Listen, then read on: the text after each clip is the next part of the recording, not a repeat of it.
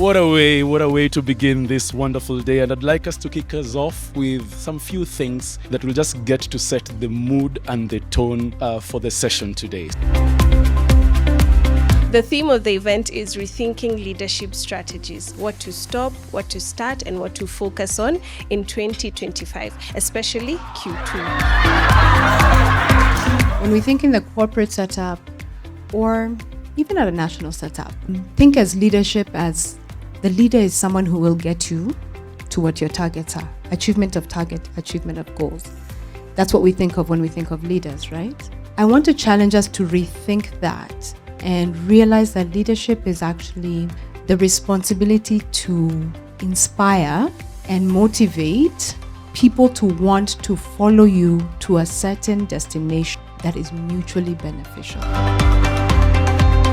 First, we need to undo or unlearn, relearn, and do a lot of learning.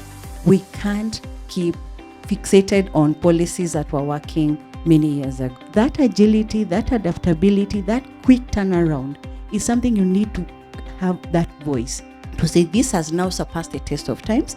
Yes, it can give us a guideline for the next 6 months, but it needs to be reviewed because this is now what is happening currently. Every single coaching related conversation starts with what is the conscious stuff, what's going on. Let's not look at the numbers before we look at the journey. Let's also start learning about ourselves before we start teaching others how to. Once we know what we feel, then we're able to understand what somebody else feels. And as a leader, you've got to lead by example. One of my key takeouts was diversity and inclusivity.